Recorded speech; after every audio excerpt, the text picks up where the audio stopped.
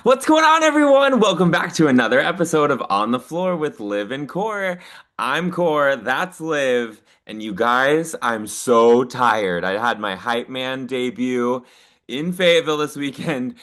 Actually, it was yesterday as we're recording this episode on Monday. My body hurts, my voice is, well, I have a Hall's cough drop next to me and some tea, and that's where we're at. But Liv, how was your weekend?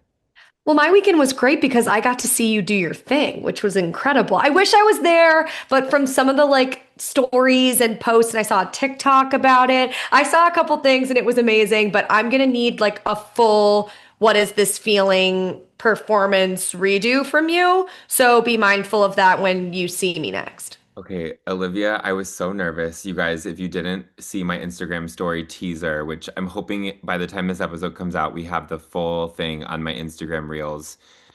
But I had my Broadway debut in Bud Walton Arena this weekend. I I'm so decided proud to of do a full rendition dance, TikTok dance to What Is This Feeling, accompanied by five sorority girl backup dancers and a t-shirt toss to cap it off. It was fantastic. So yes, keep checking it out. Anyways, let's cut to the chase.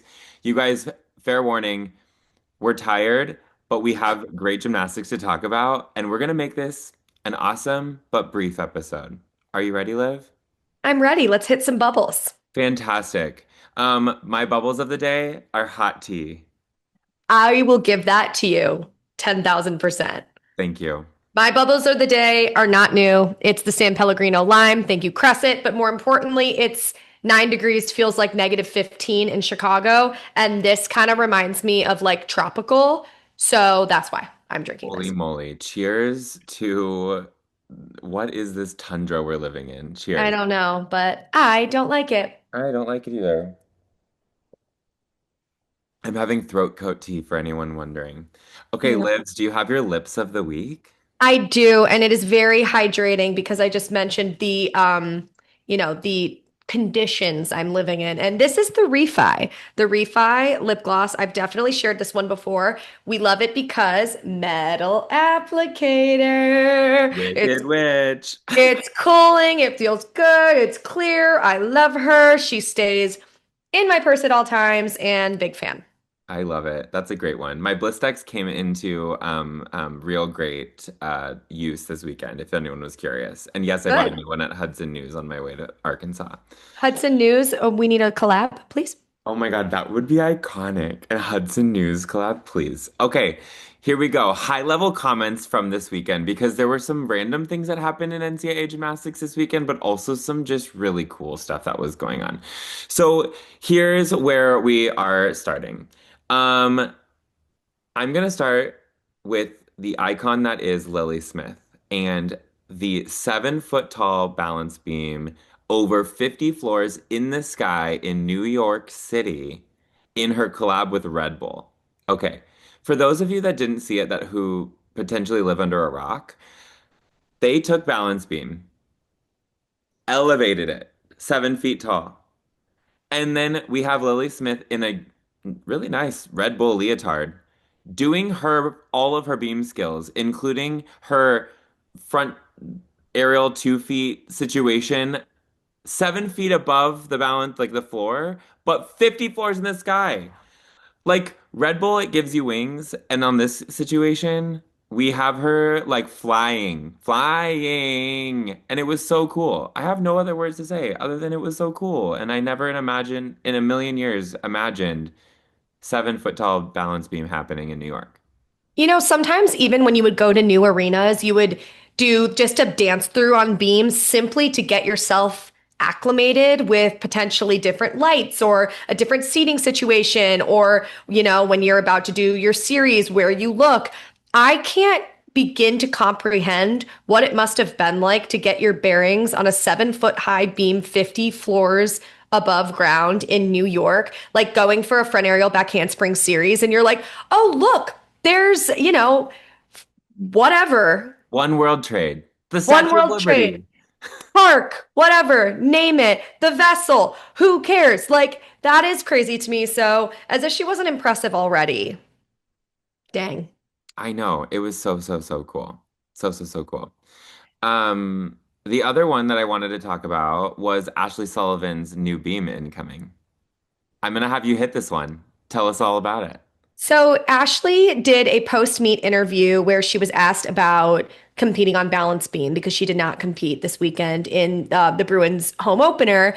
And she replied by saying that she fixed the routine, moving things around, and the purpose being that on her series before she couldn't straighten her legs. She goes, "Girl, I could not straighten my legs, and so we changed it." First of all, we love a self-aware queen. Like, let's not fool anyone. If you're not straightening your legs and you're the first person to identify it, kudos to you. But I love that she was able, I can just envision her going to Janelle and Lacey Dagan and just being like, guys, this isn't working. She's so talented. She was probably thinking, perhaps could I try XYZ that's in my repertoire? And I'm excited to see what that routine is. But we love a self-aware queen who knows the code and knows, hey, I want to make this lineup and be better. And if it's not going to work the way it's happening right now, let's change it. So kudos to her for that. And then for just talking about it so openly. I saw someone on Twitter X say that she should be a commentator because of the way she enunciates and speaks. And I completely agree because she's incredibly articulate with how she talks about gymnastics and herself. And she's just honest, which I think is very important. So that was an awesome little clip and moment that circulated. I love that. I love that. Okay, hopping over to the Stanford versus University of North Carolina competition that happened this past weekend. Impressive work. Impressive work. Stanford going 197.225 this weekend with also some incredible gymnastics being done by the Carolina Tar Heels. Was so impressed. So impressed. But even more impressed that although we had Summer Gronsky actually hit her vault instead of flying over the table. Thank goodness she's okay after she flew over the table at Denver in week two. She not only flew over the table, but she blocked off the table and she stuck it this week, which was fantastic. But unfortunately, Stanford did do a 48.775 vault rotation that led to this 197.225, which means that their event scores on the other three events were amazing. Amazing. Amazing. So kudos to you, Stanford, for really putting it together. And, they were away, so that means second rotation vault. Um, they came back from a moment in the first rotation and then had that like stick moment that probably builds some momentum to take them back into the rest of the meet. So kudos to Stanford and a great showing from them. If I'm Tabitha Yim, I'm thinking, wow, my team has grit. And week 3 in the season, if I were a head coach and I saw that type of performance, I would be proud and incredibly impressed. So massive kudos not only to the brilliant 197.225, numerous excellent scores by the entire squad, but just the resilience and the awareness to come back after a rotation that's not up to their standard. Totally. So my next note that I want to make is this past weekend in particular, it felt like we saw a lot of upsets, a lot of teams that, although we were just in week one and week two of the rankings, like were there not a lot of scores and we're going to see a lot of shifting, but this is also going to be a season of a lot of shifting on the and pertains to the new NQS rules. A lot of upsets happened. The ones that come to mind, we had Arkansas upset Auburn. That was a lower ranking beat a higher ranking situation. We had Michigan lost, To right? Minnesota, who looks fantastic. Absolutely. We had Iowa beat Michigan State. Pretty gnarly. Pretty gnarly.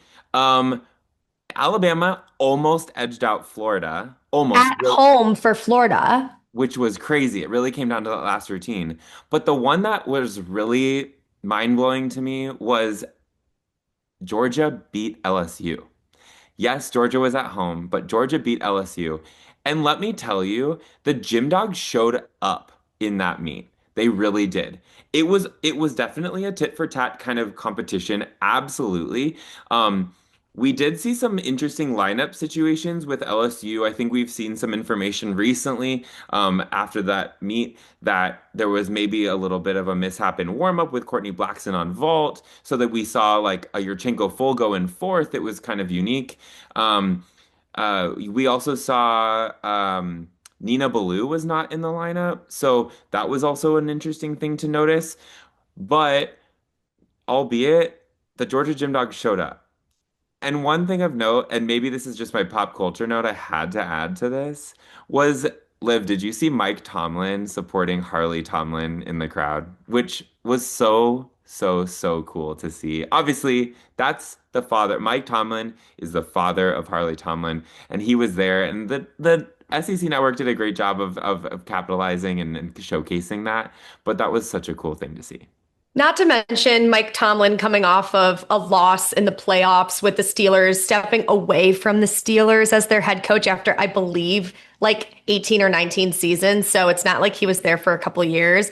And of course, celebrating and supporting his daughter. I mean, I can't imagine he would ever not want to do that. But coming off of a week where his name was very used to being in the press and seeing it in the press, I commend him for still going, knowing he's going to get some attention and some eyes on him, but going because he wants to be there for his daughter. And she had such a great day. So kudos to him for doing that. I love it. Yeah, no, that was super, super cool. And then you take this last highlight before we head into Liv and Cor's top three. I was scrolling through Twitter X today and I saw this routine come up on my page, and it was from 2014, Kat Grable from the University of Arkansas. And it was a routine, and at Delchev Pike said, every so often, I revisit Kat Grable's floor routine and remember just how above and beyond NCAA floor workers used to go. And I watched it probably 4 or 5 times. Opens with a double Arabian half out, Adaho. Like, I always wanted to learn Adaho literally because of this. And watching it just like gives me, oh my gosh. Then she goes 1.5 front full, front brandy step out into this like gorgeous, like floaty step out moment, and then ends with a sky high double pike. And it just gives me so much joy and pleasure to see this difficulty, not to mention like that was only, I mean, I guess that was 12 years ago. That's insane. But like, it is crazy to think about how much things have changed. But if you haven't watched this, you should definitely go find this routine. Like, it's on my feed right now and I'm still watching it. And it's just so satisfying to see. So if you haven't watched it, I highly recommend you do. I love that. I love that. It was funny because I oftentimes mention that 1.5 front full Branny step out as one of my favorite unique passes that I've ever seen. Because that like layout half to step out, it you have to like really get your hips in the right direction so that the step out doesn't and make you end up crooked, right? So it was just so beautiful and unique and fun and flair. It like kind of reminds me of the step out that Avery Neff does in her floor routine right now. And that was the last time I had talked about Kat Grable doing it. But it's pretty darn cool. All right. You guys, last week we started a tradition in week two that we're going to be doing Liv and Cor's top three of the week. And so now we have Liv and Cor's top three of the week for week three. So let's get started on vault because why? Olympic Olympic order. order. Yeah, Olympic order. So I'm going to start. Can I start? You can start. You can start. Okay, I love it. As you guys know, I was at the Arkansas Auburn meet last night, and I have to get started with who is now the number one vaulter in the country, Lauren Williams. The hometown hog, she's from Rogers, Arkansas, right in Northwest Arkansas. Lauren Williams went 9975 with a Yurchenko 1.5. And it was gorgeous. It was a nice, beautiful stick. For everyone to know, she's coming back from an elbow injury, but she's also coming back from a ruptured eardrum after having the case of the flu over the holidays. Crazy. So that's why we saw a slow roll for Lauren back into the lineup. But I was so pumped to see her get that 9975. She's emotional. We saw her hugging dad, all these amazing things, but really proud of Lauren. So that's my number one. Number two, Jojo Valahovic from University of North Carolina's Y1.5. Hello. Hello. Okay? It was amazing. It was amazing. It was so, so, so good. I do know that Planet of Gymnastics posted her vault for sure, but make sure that you guys check out JoJo's vault because it's incredible. It's so good. Last year, we saw Kaya Forbes from University of North Carolina make it to nationals on vault. I have a feeling we're going to see more North Carolina athletes rising in the rankings throughout the season, which will be very cool.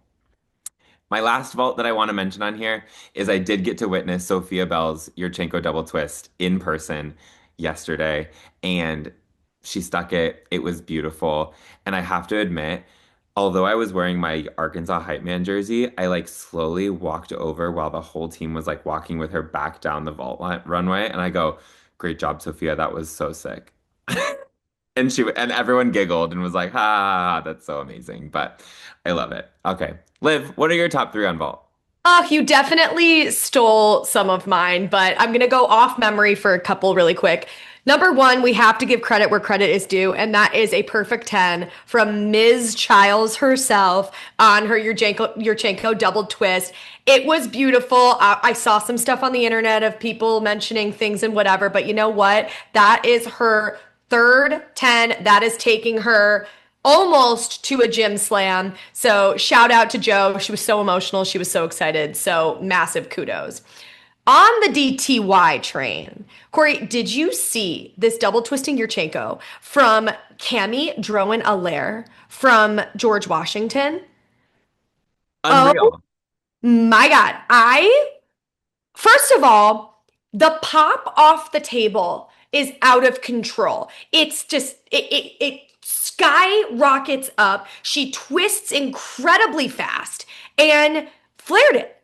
Flared it. I think it was like near stick. I don't know if she perfectly Yeah. stuck it, but it was very, very minimal. That when you're talking about Jojo Valhovic going to nationals, that vault very well could make it to the national championship. It is, I will say it here, it is one of the best vaults in the country right now. It's so good. It was It is so, so good. so good.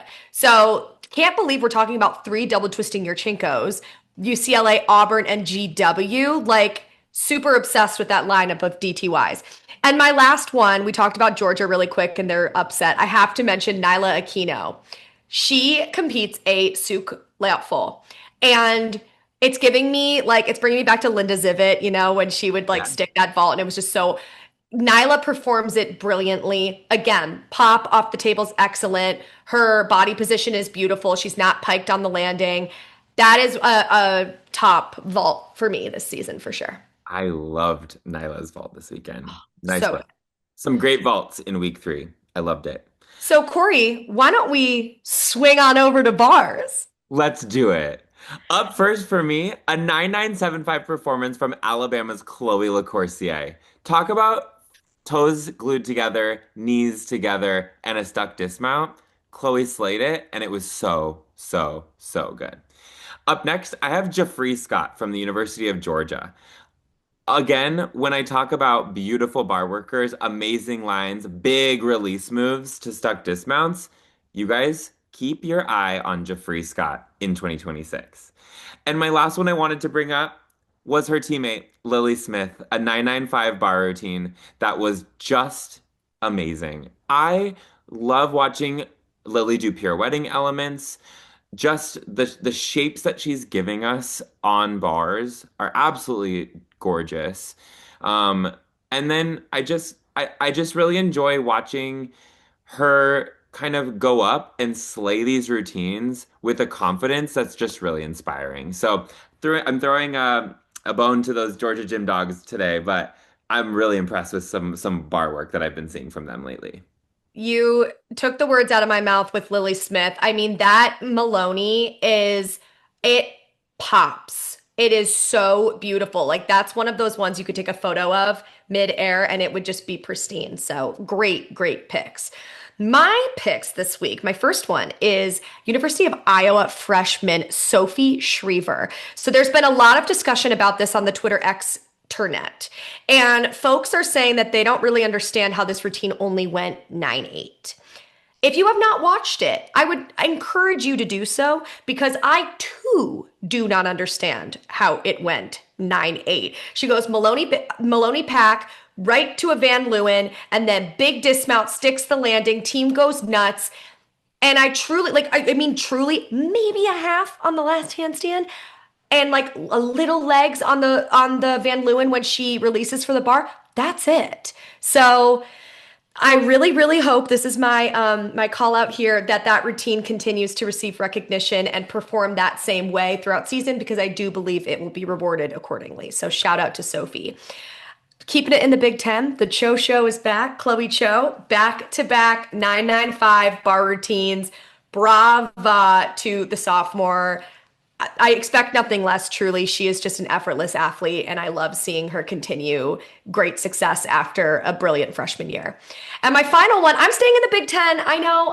I'm staying in the Big Ten. But this one is very special. This is Nebraska's Molly Peterson. And there was a lot of hype about Molly coming into the Huskers team last year. She was injured. She got hurt in preseason. She wasn't able to compete. She's been really working her way back. And this was only her second competitive bar routine in college, 9875. Beautiful routine at UCLA, sticks the dismount, and it just warmed my heart. The team goes nuts. Heather Brink is like flying in the air, jumping and cheering. And it's one of those, like Lauren Williams and a lot of comeback routines. It just gave me such joy to see that for her. So that is my triple threat this week for bars is in the Big Ten Conference. Some amazing bars in week 3.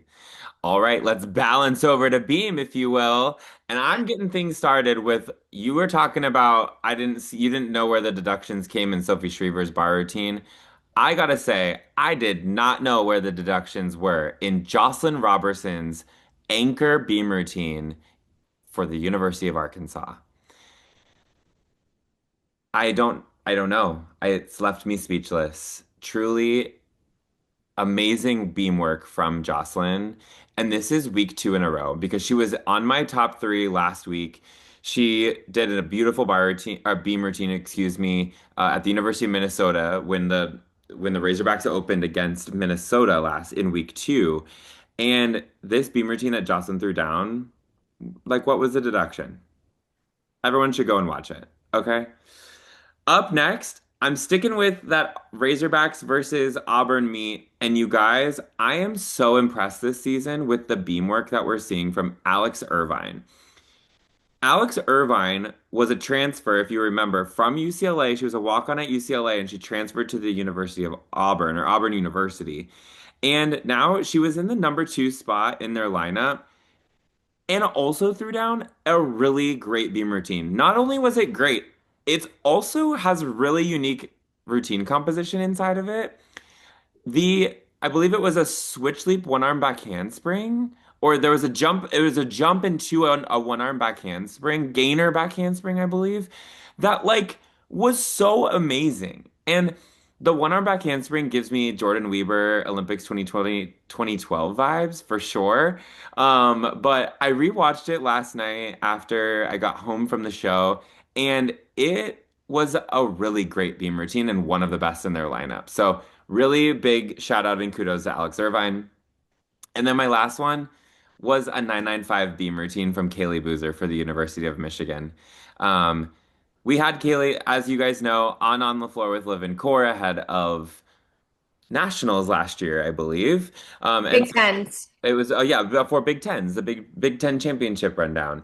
So we're big fans of Kaylee here, but now she's the consistent beam queen that we are just excited to continue to watch throughout the season. So shout out Kaylee, you are rocking it, and we cannot wait to keep watching you.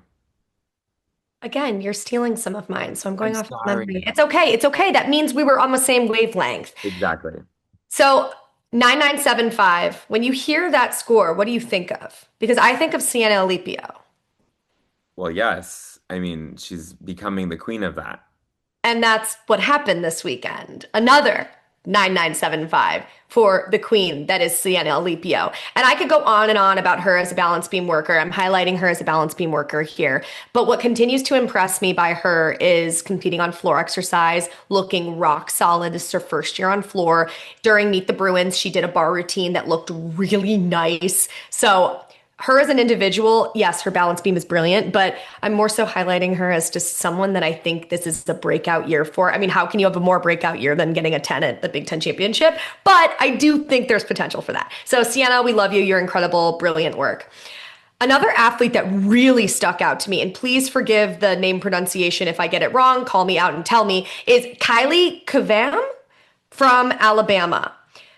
She competed after there was a fall in the leadoff position, I believe. They're at Florida, and you highlighted them at the top, Corey, saying that it was pretty close between those two. First of all, the routine is incredibly difficult. Her lines are lovely. There was a lot of pressure on the line. She's a sophomore, so she's still an underclassman. But what really just was the icing on the cake for me on this one was the dismount, the front full off the side, very Brooklyn Row-Ray-esque, stuck, perfect. Team goes nuts. Lots of potential to really be a high top beam worker, high scorer top beam worker for the Crimson Tide. So keep your eyes out on her because that routine was lovely and it was a joy to watch. And my final one is Amari Drayton. I believe it was her debut on beam. LSU athlete, very known for her power on floor and vault, but 9925 on beam this weekend in Georgia. Hello, that's incredible. So, like, we're seeing these amazing routines, some from veterans, somewhat from people going on beam for the first time in their college career. Like, hello. It's so good. Some amazing beam work as well this weekend. Okay, Should we tumble on over to floor? why don't we? Why don't we? Okay, I gotta get started with we love a good comeback story here at On the Floor with Liv and Cor, especially when it pertains to Achilles injuries because of our friend Liv suffered a Achilles injury in her time at the University of Michigan. You guys, Frank Dog is back in action. Frankie Price from the University of Arkansas made her debut after tearing her Achilles at regionals in Penn State in the 2025 season. It was devastating end, but we're so excited that she's back for another year, capitalizing on that extra year of eligibility, making sure that she can come back and finish strong. And she debuted her floor routine, and it was such a fun routine to see. She crushed a double layout first pass, and she was so pumped to be able to hit all her tumbling and hit all of her leaps. And we're just so pumped for Frankie in that way. Can we talk about the hug from her sister I after? know. It lives rent free, truly lives rent free. Absolutely. I did tell the coaches after the meet, I was like, we need to make sure that Sister Morgan doesn't run on the floor too quickly because she was so genuinely excited for Frankie after her routine. I was like, let's not get an extra deduction because the team is running on so happy. But honestly, in a moment like that, when we are just celebrating that we have an athlete coming back, I didn't really care. No one really cared. And it was so cute to see them connect in that way. I love it. The next person I wanted to highlight is actually Sophia Esposito from Oregon State University. She threw down a 9925 floor routine this past weekend, opening with a round off double pike. Which so fun, so cool. We love when, who needs a back handspring to get up there anyways, right? And Sofia Esposito is an athlete that grew up in New York and is now been competing for the Beavs. We've been seeing some cool videos of her and Jade Carey, former teammates, just really connecting prior to routines. And I wanted to give Sofia Esposito her flowers because she is a fantastic athlete, and I want to see amazing. I want to see everyone put their eyes on Sophia because she's an amazing athlete. So I wanted to highlight her. My last one, back to the Razorbacks. Lauren Williams, as I mentioned earlier, came like she's number one on vault. She also debuted her floor routine after the setbacks that she had had from her elbow and the eardrum situation. She threw down in a great floor routine, and it was just so fun to see her back out there. Special place in my heart for Lauren, and I'm so excited to get to see her continue do awesome gymnastics this season. Oh, I'm so glad you were there for both of those moments. That's just so incredible. Great ones. Okay, my last three. This is my second week in a row highlighting her, but I have to. UNC's Sydney Seabrooks. You mentioned Corey. You said we're going to see a lot more Tar Heels up there in the rankings and perhaps later in the season at the national championship. And this is an athlete who I 100% believe that is true for. Back-to-back 995s. She's a freshman. I am just a massive, massive fan of hers. So major kudos to Sydney. Just brilliant work. Speaking of someone who is really making a name for themselves, that's JJ Coleman from Ohio State University. She is ranked number 1 in the Big Ten on floor. Okay. Remember, the UCLA Bruins are in the Big Ten, like Hmm. the floor party, the travel floor party. I am so impressed with this student athlete. She has incredible performance quality. She tells a story. She emotes really well. The tumbling is lovely. And I think she went 9925 last week, 99 this week. So she is really showing consistency so far. I'm just excited for her to continue on this year. And my final one, we talked about Stanford with that remarkable performance after a vault rotation for them. And a student, that athlete that we have to spotlight is Anna Roberts, 9975 on floor. She is just brilliant and clearly contributed to that fantastic team score for them. But what a job well done for her and that team.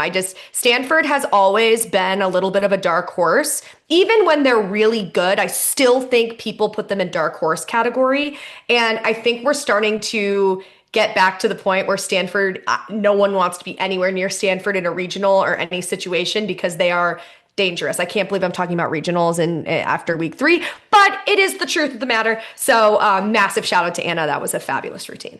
Oh, those are some great floor routines to capitalize on. That You was a guys, lot of good tumbling that we just ab discussed.